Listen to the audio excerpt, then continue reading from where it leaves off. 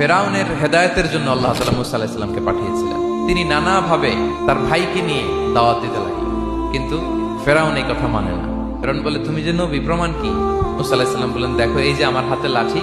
উনি এমন নবী ছিলেন, উনি লাঠি মাটিতে রেখে দিলে এটা মুহূর্তে সাপ হয়ে যেত। মাটিতে তিনি লাঠি রাখলেন, এটা মুহূর্তে সাপ হয়ে গেল, যে এই যে আমি নবী। মানে না।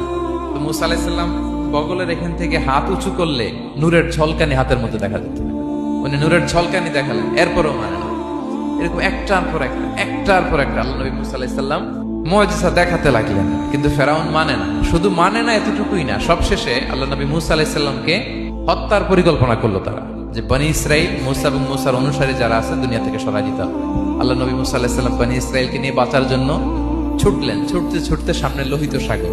দেখেন, একে তো আল্লাহর বিধান মানে নাই, এরপরে একটার পর একটা মুআজিজা আসলো, সেটাও মানে নাই। এখন নবীরে হত্যার জন্য ছুটছে। কি মনে হয় সীমালঙ্ঘন হয়েছে একটু?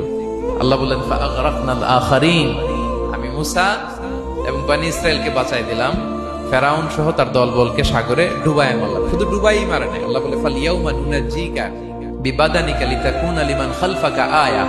ফেরাউনকে লোহিত সাগরে তো ডুবিয়েছেই। আল্লাহ বলেন, ফেরাউন, তোর অনুসারী যারা পৃথিবীতে থাকবে, তোর চালাচামুন্ডা যারা থাকবে, তোর খালাতো ভাই, চাচাতো ভাই যারা দুনিয়াতে বেঁচে থাকবে, তাদের জন্য তোর লাশটারে আমি শুটকি বানিয়ে রাখি।